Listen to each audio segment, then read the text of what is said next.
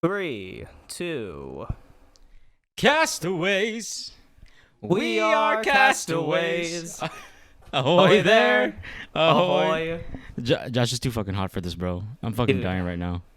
It is way too fucking hot. By the way, shouts out to our coworker Cindy. Shout out. But what's up, everybody? Welcome back to another episode of the Coworkers podcast. Brought I'm to you by Regan. the fucking sun. It's fucking hot. But I'm Regan. And I'm Josh. And yeah, it's pretty fucking hot right now. I'm not gonna fucking Call this our summer special. Yeah. But here we are again, another episode. Let's just get this thing rolling. Josh, what did you watch this week, Josh? So I watched a few things, and then I started a couple of series. Oh, So, series. The first movie that I watched was that new Conjuring movie on HBO Max. Yeah. The Conjuring, the devil made me do it, or how I'd rather put it, the devil made me bored. Uh-huh. It's kind of a nothing movie. Mm-hmm. Granted, my only familiarity with the Conjuring universe are the Annabelle movies, Mm-hmm. and I think those movies are more funny than they are Scary. scary. Mm-hmm. Like there's a Conjuring movie, I think it's called Annabelle Creation, and it's like an origin story on the doll and like how it became haunted. Didn't David F. Sandberg direct that one? I think he did that one or Annabelle Comes Home. One of the two. Mm. They're both very like middle of the road for me. I think they have some parts that are pretty cool, and like that's it. Like I find Annabelle Creation funny because like it centers around like an orphanage of like little children and whatnot, and one of them gets cursed, and the main girl that is being afflicted by the demon, she is a paraplegic, so she has a harder time escaping the demon because she needs a wheelchair, right? Mm-hmm. So one of the scary parts of the movie takes place, like one of the horror sequences takes place on one of those like lifts that they have to take because they can't use the stairs. Interesting. You know what I'm talking about? Yeah, and this yeah. thing is going deathly slow up the stairs, and it just like builds anticipation, and the whole horror sequence ends with like the thing getting stuck like 2/3 of the way up, so she can't climb the rest of the stairs. The thing is stuck, and then like the camera slowly zooms in, the sound cuts out, so you know a goddamn jump scare is gonna come out, and then this demon from the ceiling like grabs her head and like picks her up like a claw machine, like Toy Jesus. Story, you know, the claw. The Claw. You know, it's like it's a jump scare, right? But like, man, did I find it funny. Yeah. I'm just fucked up. I'm pretty sure I'm just fucked up. But Jesus, man. The devil made me do it. When I first heard that was the name of the movie, I thought it was kind of a silly title because I was like, it's kind of a mouthful. Yeah. But it turns out it's called that because it's based off of an actual case of the paranormal that is called The Devil Made Me Do Yeah, It case. it went to court and everything. Like, Yeah. like that's how they presented the case and everything. They hired the Warrens to like investigate whether or not it was actual possession by the devil and whatnot. But this being a thousands mid 21st century horror movie, there's a lot of jump scares, there's a lot of silly stuff going on. The kid from WandaVision's in it. Kid? Billy? Who? He has hair like you. He wears glasses. Oh, that kid. Yeah. Oh, that kid. It's a good thing you bring him up because he had like what I think is the best sequence in the movie. It's at the beginning. And what happens is that the Warrens are at this house. This is where they meet the demon of the movie. The Warrens are at this house. They're trying to exorcise a child. That kid that you're referring to. And he starts seeing all this shit. He gets actually possessed, and then they like try to like hold him onto a table to like do the power of Christ compels you. I gotta go say like Bible verses and whatnot. He do be spitting facts though, you know. Ed Warren do be spitting facts to the demon. And like as the demon is being exorcised from the body, like the kid just starts like contorting, and he starts like getting all like fucked up and whatnot, and like that. Like parts like that in horror movies where it's like they just take something and it just gets like crazier and crazier. It's like those are the parts that I like. It's like when you want to do a scare, you don't want to just like pull back. Mm-hmm. You just want to like keep on like assaulting like the audience. Yeah. So this is the one part in the movie where I felt like that was happening, and it was kind of cool because like it's this kid, and in American horror movies they don't really fuck around with kids. Like you usually think they're a safe bet. Yeah. Until you watch something like Hereditary. Oh But, God. Oh God. Yeah, this kid was just like doing dance moves on the on the Oh, fucking homie thing. was a Jabberwocky, huh? He was a Jabberwocky. Yeah, dude, he was doing like the like bone popping stuff like that. The pop and dude. lock in, dude. Pop it and lock it, and then he's like so crazy that he ends up giving Ed Warren a heart attack, and then the other guy that's there, his name's Arnie. He tries to fight off the demon in the kid by like taking him and talking to the demon and be like, "Don't take this little boy, take me." And then that's the inciting incident that propels the rest of the movie. The rest of the movie that is kind of blah. Interesting. Yeah. Remember how I said in the Army of the Dead video that all you need to watch is the beginning and then you turn off the movie? Yeah. This is like the same thing. Maybe watch the credits because like there are these cool like little recordings from the Warrens that it's actual footage, like audio footage of their exorcism in this case. Yeah. And it's like this is what actually happened. You can take a listen. They always do that, like in all their movies, I think. They always do that. I didn't see the first two. Well, yeah. I just kind of went into this movie because we needed something to talk about. We needed content. Nice. Well, what else did you watch? The other movie I watched was A Quiet Place Part 2, which we'll get to later since we both watched it and we shall discuss it. Briefly, because I personally don't have much to say about it. It's just, and we'll just see how we'll see we'll see how it goes. We'll see. And then I started 2 series. Did I start 2 series? Yeah. The first one I started was this show on HBO Max called Warrior. Yeah. Apparently there's 2 seasons out. Nice. It's a recommendation from a coworker. Shout out to Kevin. Shout out to the coworkers. Thanks for shout out to the other coworkers. Isn't it like a martial arts show? It is a martial arts show. It's like it's a martial arts show. Takes place in the 1800s, late 1800s, as a bunch of Chinese immigrants are migrating to San Francisco Chinatown. Yeah. And you know, like the racial tension and whatnot. It seems to be like a very interesting time for this show to be released because of what's going on in the grand scheme of the world and whatnot. It's kind of like history repeating itself, like type of thing. But then you know there's that aspect of the show, and then there's all the other stuff about how there's like this huge gang war going on in between the different groups in Chinatown. The main character I think is really cool, even though I've only seen the first episode, but I mean it's left a very like strong impression.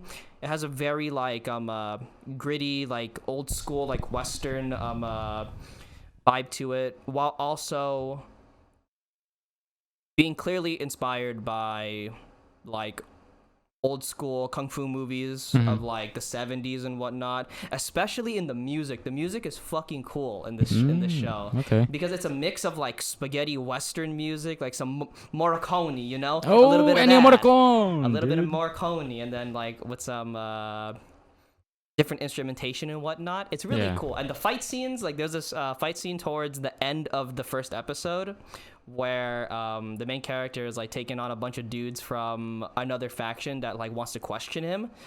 And it's just really well done. It's like there's no like up close like like extreme close-ups of like body parts where it's just like they want to hide the fact that these actors can't fight or anything like that, because they went out and hired like professional stuntmen to like play the character, so they're doing their own stunts. Oh, thank God. Yeah. And the fight scenes are just really, really cool. On top of that, I don't really know anybody in the cast other than one guy, Joe Toslim, which last people may have seen him from, which is Sub-Zero from Mortal Kombat, which is one of the better parts of the movie. But yeah, he's here. He has speaking lines. He And by the end of the first episode, he like proves his mettle by almost fucking up the main character, because like the main character really sets the bar for like how good he is at fighting people. He's like a prodigy or something like that. And like just to show that like he isn't just gonna like pull up to the streets and just like own everybody, you know, like there's some like threat in this show. Yeah. It's really, really cool. Nice. Very well done. There's another cool aspect with the show where like it bounces between Chinese and English dialogue. And nice. then they first show it off in the episode with this like semi-long take of like the main character and the immigration officer, this Chinese immigration officer, like talking in Chinese, and then the camera like swivels around the character, and then like it passes behind like somebody else's body, so it's like a cut, and then when it comes back around to show the character, he's speaking in English, so it's like a smooth transition in between the two dialogues. Oh wow. Very, very cool. And I'm very excited to see what comes after it, because there's 2 seasons. Apparently a 3rd season is coming on its way. And yeah, it's very nice. interesting. I'll probably check it out. You had me at the fight scenes, because I hate shaky cam. Yep. I hate that shit. I think you're really going to like the fight scenes in this show. Cool. Maybe I'll check it out. What else did I watch? Did I is watch anything another else you series? I said I mentioned 2, but the second one I might be blanking on. Did I even watch a second one? Did I say? Oh, you're right. My bad. I'm doing our Gotta represent our Pinoys, our bro. Fucking culture dirty. Our due diligence. So, for everybody out there, on Netflix there is a Filipino anime, like animated series. You know, it's inspired by anime the same way something like Avatar is inspired by anime. You know, with that art style, with the very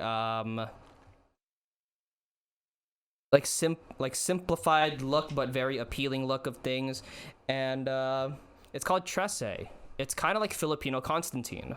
Yeah. And I think it's very cool. Yeah. Only like seen the first episode. Like I'll probably finish these shows by the time we record our next episode. But from what I got, the look and feel of the show, it kind of reminiscing of like when I watched Invincible, where it's like it has that look of like being like someone might look at it face value and be like, oh, this is just a very simplified like basic like kids cartoon, you know, but the implications of it like culturally and like all the stuff it wants to dive into with like Filipino mythology and like that like side of like our culture, superstitions and whatnot. Yeah, I think it's very cool because I am Filipino, but I grew up in a household that is like not necessarily super like traditional and whatnot. In my upbringing, I wasn't like told to like follow like many traditional like Filipino values and whatnot. I guess you could say I'm pretty whitewashed. So another interesting thing is that this show has a Tagalog track. Yeah, like an it was recorded in both English and Tagalog. And so they had a lot of stars from the Philippines like voice like these characters. Like for my fellow Filipinos out there, if you grew up watching teleseries with your mom, your dad, Lola and Lolo, Liza Soberano voices the main character Alexander Trece. So keep an eye out on that. And then like a lot of like the American cast is consisted of like Filipinos. So Shay Mitchell. She's from like what Pretty Little Liars or something like that. I think so. Yeah, that name sounds familiar. She voices Alexandra Trece, Darren Criss, Lou Diamond Phillips, Dante Bosco, of course. Yup. They're on the American cast, but yeah, Josh and I saw I saw the entire series. I pretty much finished. So I'm just trying to catch up. I finished it. So I saw the first episode 3 different times.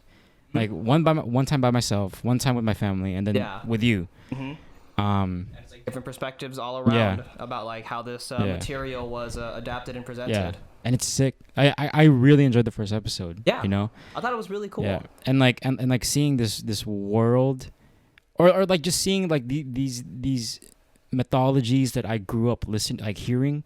Because my mom, my grandma, they'd always be like, oh yeah, don't the duende, the capre.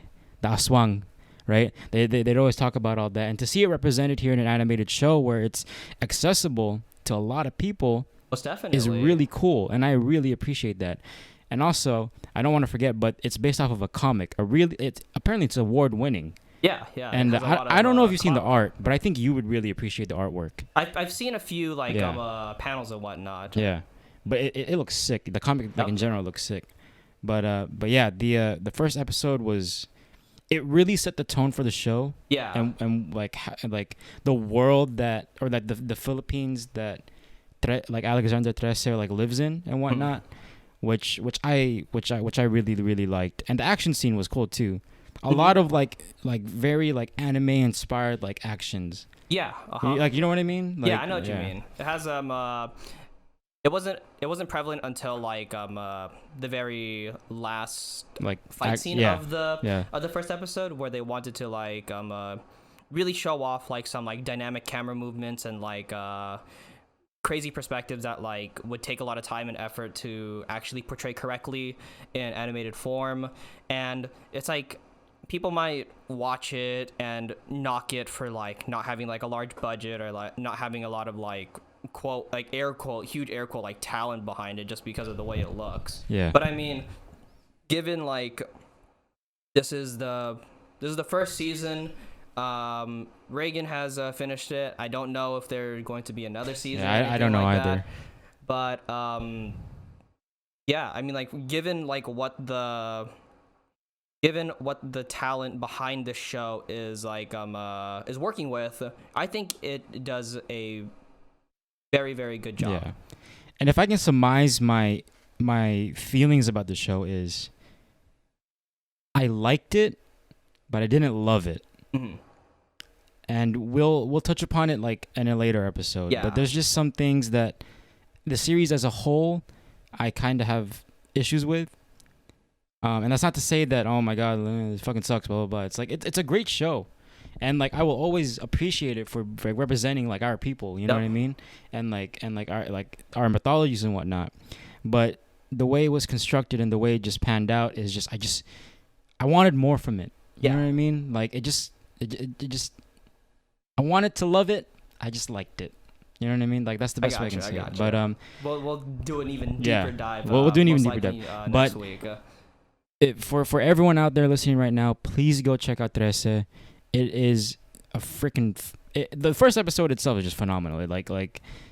Just that, like what Josh said, the animation style, the cast, the action scenes are crazy, and just learning about that Filipino mythology is it's engrossing, and it's just amazing. So please go check it out. I think it's really interesting when you were talking about watching the show, watching the first episode 3 different times from different perspectives and whatnot. And then when you watch it with your family, you were talking about how your family would tell you about like these they're essentially like Filipino like tall tales of like the aswang and like. Well, I mean, I grew up listening to that shit. You know what I mean? And then the interesting thing about that, I think, is that like you grew up listening to it, and like by contrast, it's like this is my first like exposure to it. Oh, really? Yeah, because other than when you brought up like those things to me, like when you were workshopping like an idea in your head. Shh, that's confidential. yeah. That's why I didn't want to dive too much into it. But that was the first time I remember hearing about it. And then really, I'm telling you, bro, I'm fucking whitewashed. Jesus Christ. But yeah, just to see it now presented in like an animated form and like an interpretation, you know. Yeah. I think it's like it like really comes like full circle, and I really appreciate it. You know, people talk about like fucking representation is like dumb and whatnot. Yeah. I mean, like I'm watching this, I'm just like, this is really cool. Yeah, cool. I'm glad this exists. You know. Yeah. You know what I say about like what my thought process on like representation and stuff like that is? Mm-hmm. Is like having it doesn't hurt anybody, not having it like hurts people. Yeah, exactly. It's like more of it doesn't like affect people, you know? Yeah, like, and I think back to the representation thing is like I think the best part about watching that first episode with my family was my sister. There was a scene where they're in like a bus station or train station or something. My sister sees something in the background, like a poster, and she goes, "Oh my god, look what it says, Mang Inasal." You know, it's like little things like that where it's like the little details that like sell the world, you know. Well, that, and also like that contributes to like representation. The fact that my sister or my family can be like, "Oh shit, They said, like I've seen that growing up in the Philippines. Yep. You know what I mean? And that's crazy to see on Netflix, one of the biggest fucking streaming services in the fucking world. Having like that shit represented in an animation form for everyone to see. Like, it's just cool. Yep. And it's like it's gratifying almost. You know what I mean? But yeah. That kind of sums up what I watched this week. Now, Reagan, tossing the question to you. Oh boy. What did you watch this week? Yeah. Well, I've seen a lot of shit. Not like shit, but I've seen, okay, whatever. Quantity of stuff. Yeah, quantity of stuff. Yeah. Again, I'm still on my like art house movie binge. Okay. On HBO Max, I'm still doing that, but I've seen 2 new releases, relatively new. I'll start with that. I saw Wrath of Man in theaters. Mm-hmm. Okay. It's a Guy it's Ritchie okay. movie, It's a right? Guy Ritchie movie. Like if you want like an action shoot 'em up, with Jason Statham. With Jason Statham. Like you'll get it and you'll enjoy it. Like that's what it is. I guess the question is, was he angry? It's called Wrath of Man. How angry was he? Yeah, he was angry, but he didn't show it. I see. He just didn't say much, and you just he's angry. But I think he's better off fighting sharks. But that's fucking Meg. Shut up, Meg. No, just kidding. But yeah. Apparently it's a remake from a French film, and apparently that one's like leagues better than this one. I see. But, is it also called like Wrath of Man? No, it's not something else. It's like called like Cast Truck or something. Oh, okay. That's it. But I yeah. remember when you were telling me it's a remake of a French movie. I was like, not Leon the Professional, right? No, it's not. But I mean, there are some cool sequences in it. Mm-hmm. Some cool moments, but aside from that, it's just very like run of the mill action.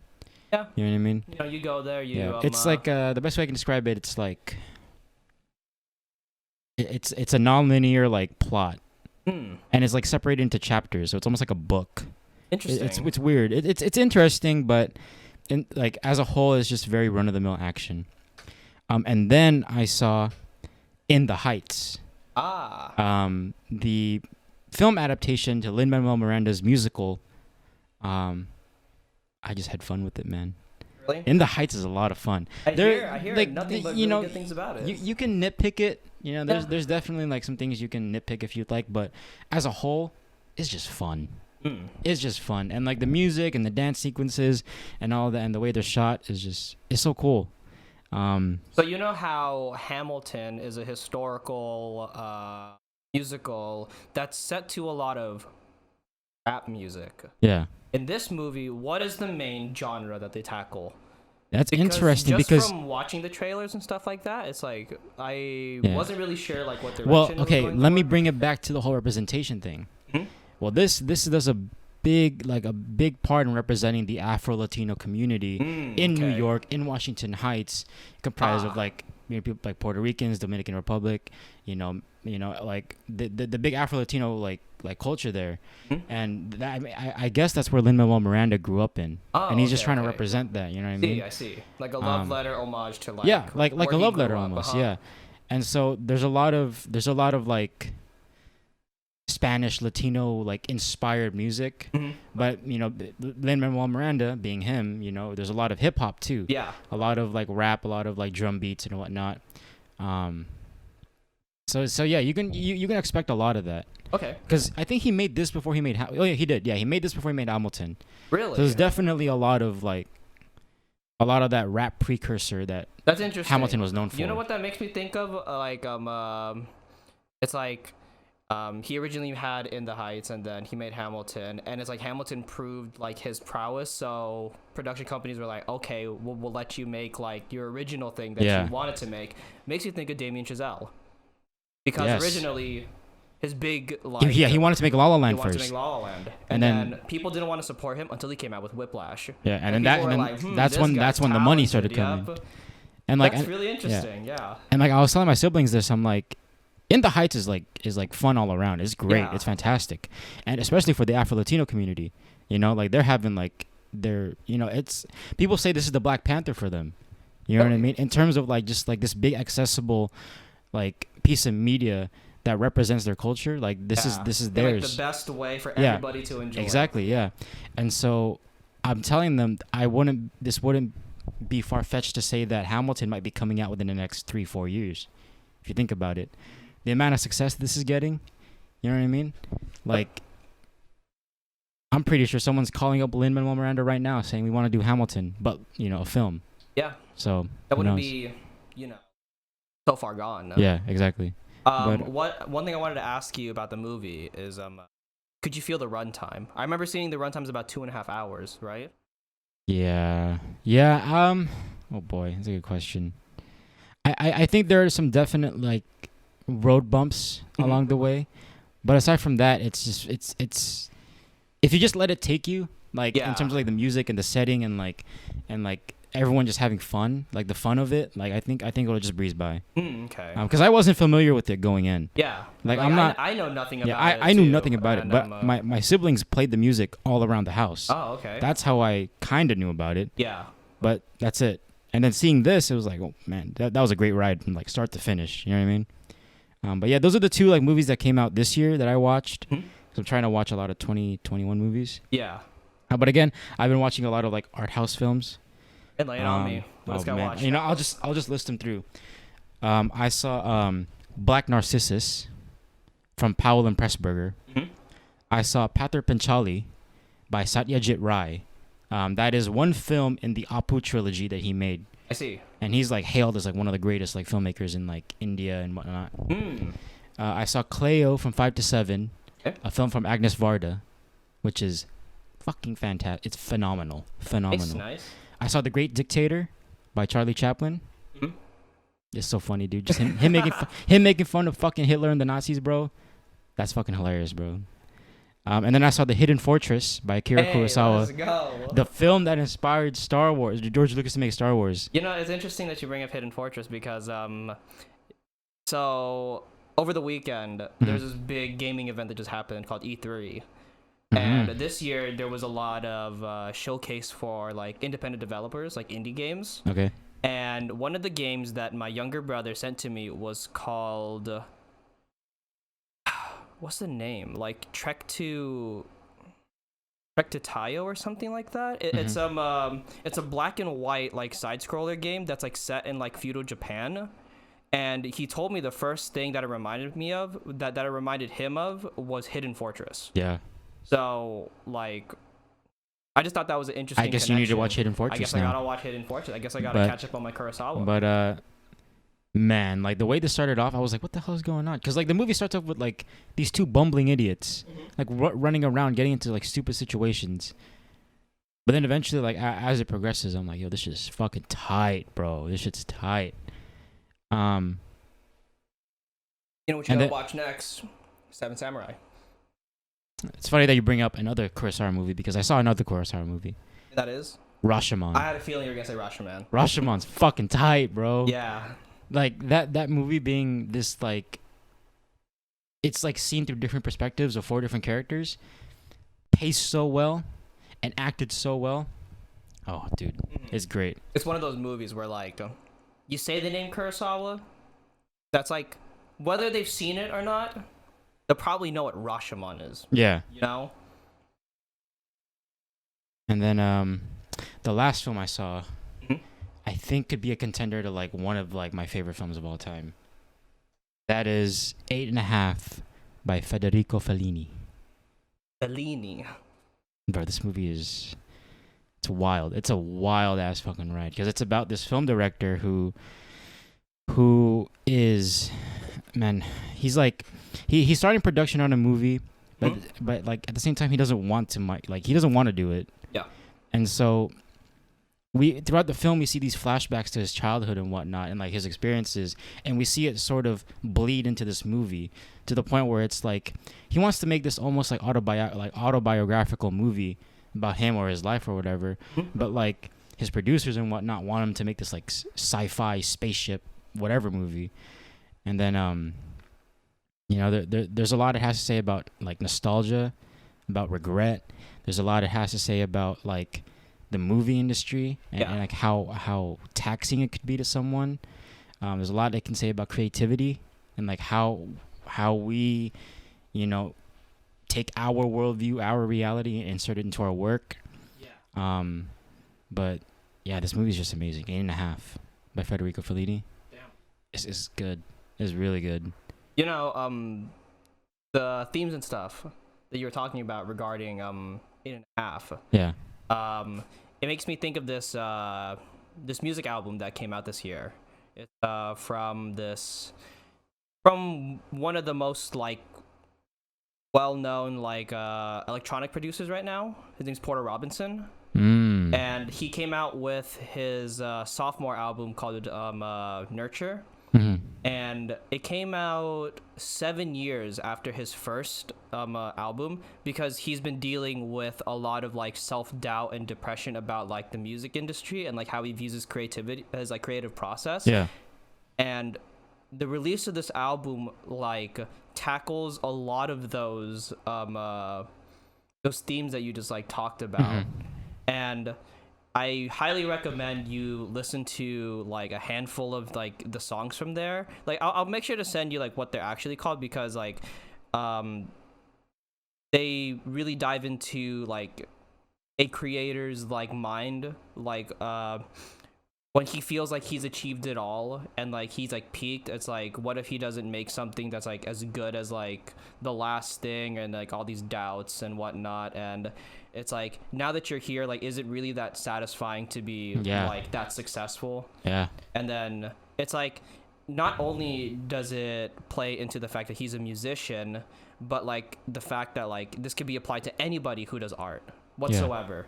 And I think it's a very, very like inspirational album. Yeah. Like, granted that like, you know, I'm working to be a part of like the art industry and whatnot, and you're aspiring to be a part of like the film industry and whatnot. There's a lot of songs that like when I listen to it and then when I read the lyrics, it really like resonates. Yeah. It's a very cool album, so I'll make sure to send that your way. Okay, for sure. No, that's great. But I mean, like you said, like me wanting to be part of like the film industry, it's like seeing this. Granted, it's in Italy, right? Yeah. You know, so it's a different like industry, I guess. But like seeing his psyche and like how he goes about like working on this film and his balancing work, personal life, personal relationships and whatnot. It's like, oh man, like it's gets me thinking. You know what I mean? It's interesting. Yeah. Most definitely. But yeah, 8.5. Yeah, those are all the movies I watched. A lot of old school movies. Sounds like you had a very profitable week. Oh yeah, for sure. Nice. But that whole art house thing is not stopping now, because keep going. I'm trying to prepare for that Criterion sale next month. It's the 17th. Yeah. It's next month, right? Yeah, next month. All right, man. Criterion sale. Now starts My Trek 2. Yeah, you should prepare for this bullshit. You should at least see Hidden Fortress. Yeah, I gotta go see a bunch and be a lot more prepared for these episodes. But yeah. Hold on, wait. Do you want to cut right here? I was gonna get to that. Okay, go ahead. So we're going to hop into our next discussion, which is A Quiet Place Part 2. But before we get to that, we have a word from a sponsor. So Regan, how did we start this podcast? Dude, we started this on Anchor. Anchor? But Bert, you haven't heard of Anchor? We've been using it for like the past 4 months. Nah, dude, you handle that side of the podcast. Oh, that's right. All right, well, let me explain it to you then. Well, first of all, Anchor, it's free. All right. And Anchor has built-in creation tools that allow you to record and edit your podcast right from your phone or computer. And that's how I was able to upload a lot of our episodes. And on top of that, Anchor will distribute your podcast for you so it can be heard on Spotify, Apple Podcasts, and every other place you can listen to podcasts. And of course, the cream of the crop, you can make money from your podcast with no minimum listenership. This sounds too good to be true, Reagan. But like, how much does this cost to get started? Motherfucker, this shit free. Did you not hear me earlier? It's free. Oh. Nah, but if anyone out there is interested in making their own podcast, what are you guys waiting for? Download the free Anchor app or go to anchor.fm to get started. What are you waiting for? Sweating, bro. Oh shit. We're back. It's fucking hot still, but we're back. So those were the motherfucking movies we watched. Well, we did watch one movie, not together, but we both seen it. But we both seen it, and that is A Quiet Place Part 2. Quiet Place Part 2. Quite frankly, I don't have much to say about it.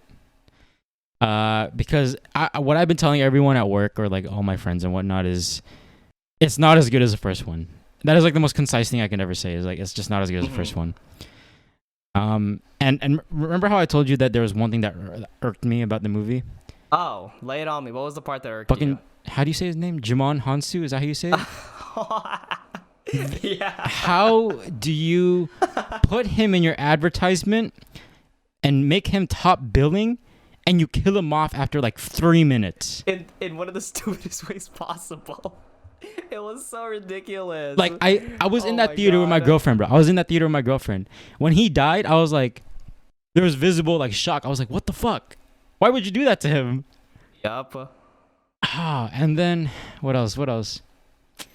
I don't know. I think like the film itself follows the same pattern as the first one.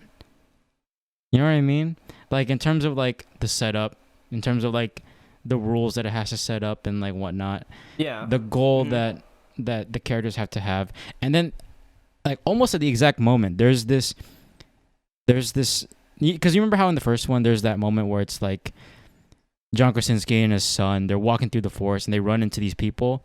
It happens like almost the same thing where it's like Cillian Murphy and John Krasinski's daughter run into people at a boating dock. Oh yeah, the cannibals. Yeah, and it's almost like the same thing where it's like don't say anything, they scream and then they attack. Yep. It's like they have to escape. Yeah. I You know what I mean? Similarities. And it's like it kind of goes in like the same beats as the first one. Yeah. Which it's like retreading old ground. yeah, it's like, and I'm not trying to say it's like horrible or anything. Like I still found entertainment out of it. It just feels a bit derivative. Yeah, and like on know? top of that, I feel like this film is starting to fall into a lot of horror tropes, like the ones that you mentioned before, like the quiet and then the jump scare. Yeah. You know, like I feel like this movie falls into that trap due to its own design. Yeah. Because it needs to be quiet. Yeah. And they set up a world where they have to be quiet, so Yeah. they could almost abuse that trope yeah, of like not having sound cues, not having music, and then like Yeah. big sound. but like you know? see, like the thing about it is like, you know, the fact that, you know, we're like they cut out sound sometimes or whatnot. Mhm. You know, like it's still interesting to see, but like it almost begins to get like played out almost. You know what I Mhm. mean? Yeah, it's almost starting to like wear out its Yeah, welcome. it's yeah. The gimmick of the movie, Yeah, it's you know. I don't know. It's weird. I mean, like it's still effective for the most part, Yeah. but it's just I don't know. It's just weird.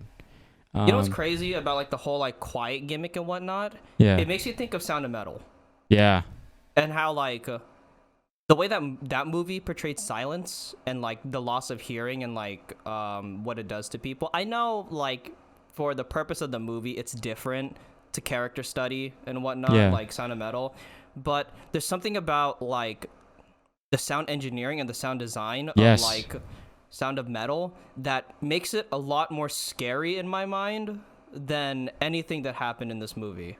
yeah. I agree, like wholeheartedly. And it's like I know I'm kind of like brushing through all these issues like really quick, Mhm. but mind you, I saw this movie like 2 weeks before Josh did, and I've been trying to like hold in a lot of like my criticisms of it. What else? Oh, not enough Emily Blunt. Oh yeah, I thought it was kind of crazy how she got regulated to the background in Yeah. this movie. Which I don't have a problem with the kids being in the forefront, which I actually think that's a good idea, right? Yeah. Having these kids have to step up and Uh-huh. become like, this like guardian figure to their mother, Uh-huh. right? They have to be the protectors to their mother. I like that idea. And for the most part, they kind of succeeded. Well, the daughter did. The daughter did. The kid, the brother. I guess I'll talk about them more. Yeah. I don't know. And it's like we don't really see the family together much. Yeah, which I think is really like exaggerated at the end of the movie. Yeah. I guess spoiler alert. I feel like the ending is super abrupt. I agree. I feel like it's so abrupt and just like over. Yeah, no, dude, literally there. I was like, what the fuck? Bro, my girlfriend and I were watching the movie. There were these group of like girls like behind us, like high Yeah. school like girls, right? And when it ended, they go, "That's it," like out loud, and we're like, Okay. I mean, to be honest, like I had that same reaction because I went to go watch it with Aaron, Austin, and Tyler, right? Yeah.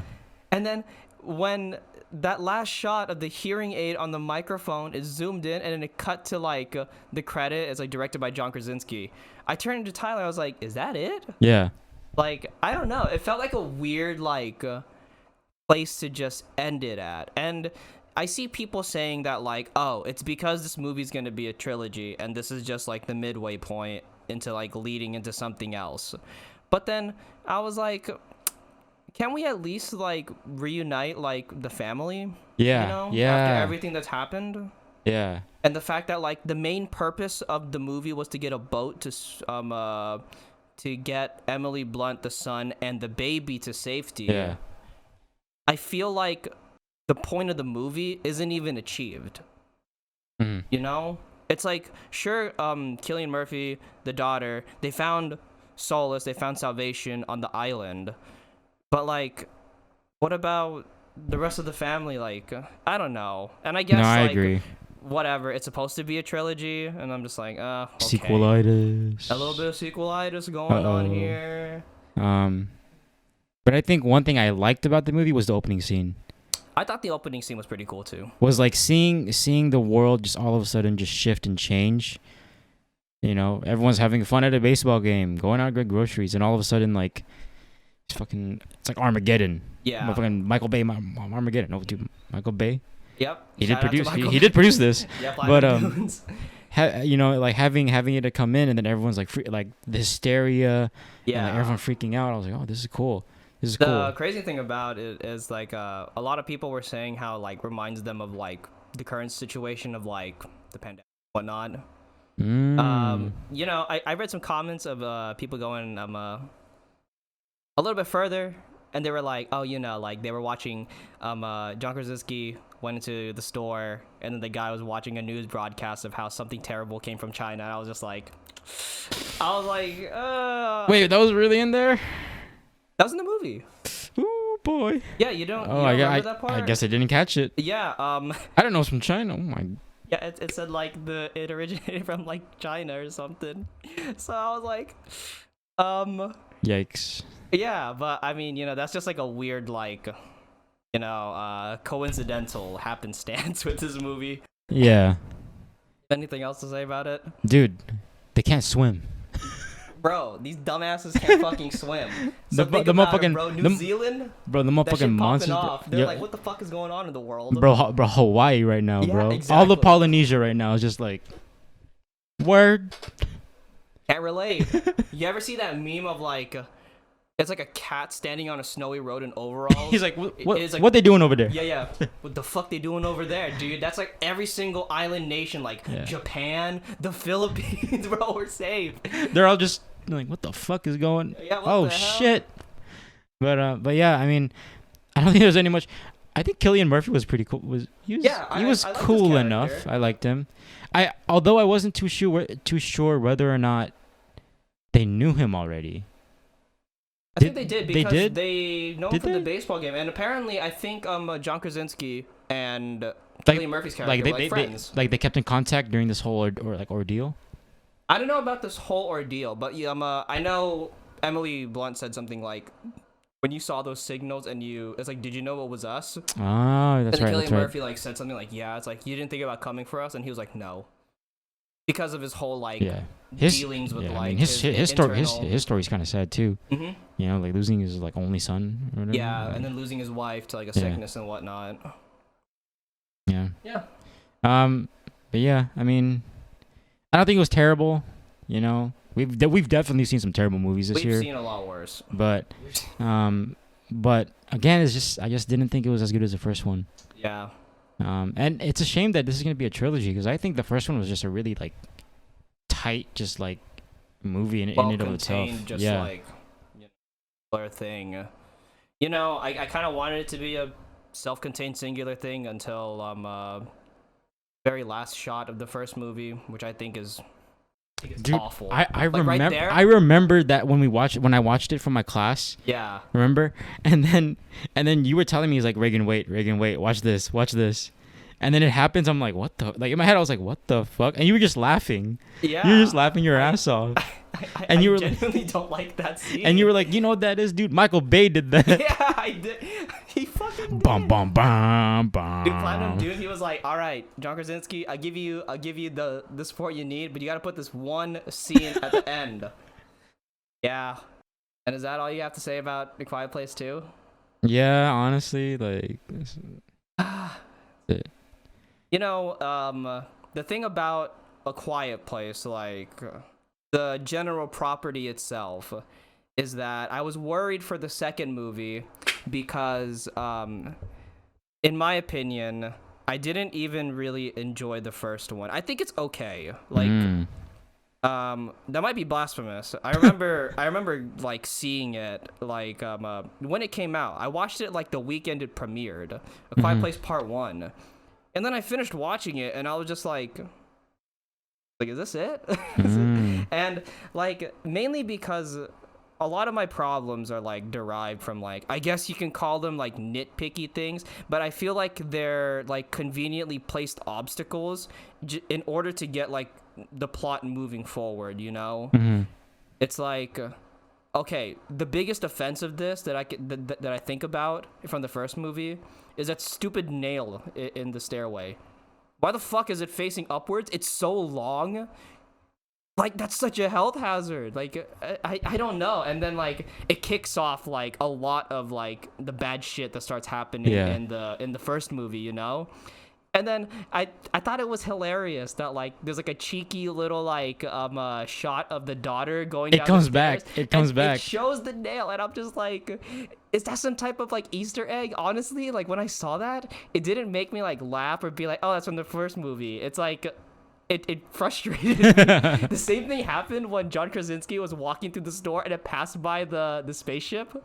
The one that got the little boy killed in the first movie. Oh. Yeah. And then I saw that, I was just like, what?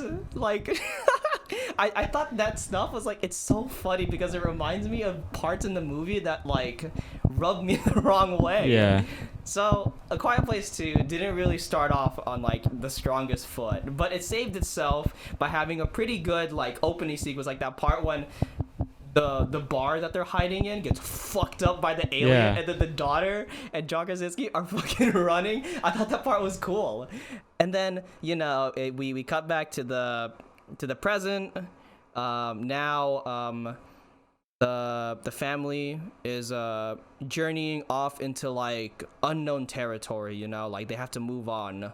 Essentially this is kind of like the way they portrayed it, it is like a moving on like story because of like the dad and whatnot, you know, trying to find a new life. They're trying to move on from like a terrible thing happening within their family, and like you could say that's the theme of the movie. That's one thing that like I feel like this movie kind of falters in the first one. It's made pretty clear that the story that John Krasinski wants to tell, especially the fact that he's making it with his wife, is like, what would parents do for their children in times of like terror? Like, how far would they go to protect their children? And I think that in itself is like, it's a pretty good story. It's a compelling like thing to like look at, and then you set it to like a horror movie, and you add all these like really cool sequences, and it makes for a fun ride. And then it has moments where like there's the emotional punch to it. In this one, I feel like there wasn't really like a good foundation for this movie, you know, and like that's why it's like I just feel like this movie is just a bunch of like events just like happening one after another. Right.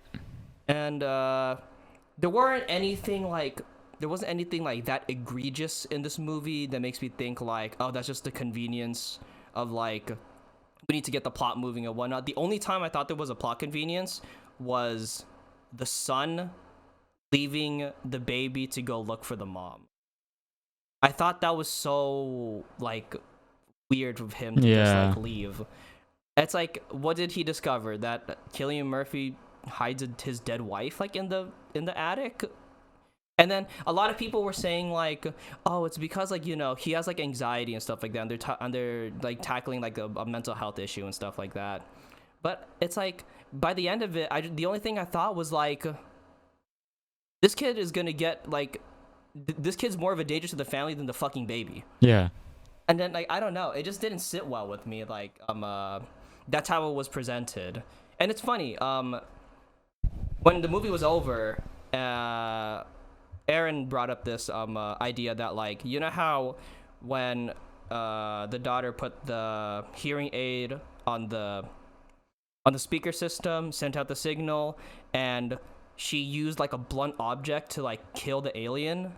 It's like, why not have the son do that? Because at the start of the movie, he was anxious because of the baseball game, and his nerves were getting to him. So why not make it come full circle and have him use the blunt object to like actually like take control into his own hands and to like deal the final blow to save his mom. Yeah. And I was like, oh, like that is kind of an interesting thing. Like why didn't they include that? And whatever, you know. I feel like that was kind of weird too, that like the son had like this moment of like redemption, spoon fed to him by his sister. And then I was just like, there's just little things like this that just, it kind of like piles on. It's like there are points when like when I'll look at these issues that I have and be like, oh, I'm just nitpicking, but it's the fact that they pile up so high and they actually intrude on like my enjoyment of the movie is when I start taking them into consideration of like, maybe this is an actual issue that I have with the movie. Right. You know? What else was there? So the whole storyline with Cillian Murphy and the daughter, it really like really reminded me of a video game. It reminds me of this video game called The Last of Us. Okay. And it simultaneously like takes like good aspects from the game, but not really like excelling like exploring it. Excelling in those aspects of like this like father-daughter, almost like pseudo father-daughter relationship. But it's the fact that like they're connecting with each other of like this common point of relatability, which was the dad. And then they use it to like explore each other's like inner characters and whatnot, and like what they have to do to further expand on their own like development as a character. Right. And like there were some like cool parts and whatnot, and then yeah, overall, I agree with what you have to say about like it's not as good as the first one. And if this becomes a trilogy, I don't even know what they're gonna do for the third one. Yeah. Maybe just have a giant alien. Maybe have them like pilot like a spaceship. They join the military and then they. Yeah, it's gonna be a full Michael Bay movie. Yeah, it becomes fucking like Armageddon or some shit. That'd be fucking crazy. But yeah, Josh, what would you rate? What Quiet did I rate Place? A Quiet Place? Yeah. Well, if you saw my Snapchat. Yeah, A Quiet Place poo. Yeah. That's what you called like it. A Quiet Place too, more like A Quiet Place poo. I mean, I don't hate it that much. I just thought it was a funny pun. But, you know, when it comes to movies, I think the biggest events a movie could have is just being mid and being boring. Because I tend to forget them rather easily. Yeah. And that's what this movie kind of is. I think it's a mid movie. I give it a 5. Okay. What about you? I gave it like a B. Yeah. I enjoyed it enough. Yeah. That's much as I'll say. John Krasinski, you better shape up for the third one. Like, honestly, bro, it's like, I may say all this stuff, but, like, man, with the success that he has, like, I'm rooting for him to, like, make something that's just, like, spectacular. I'm bonkers, yeah. Yeah, and, like, you know, a lot of people really like this movie, and, everybody has the right to, like, really enjoy it and whatnot, you know? Yeah.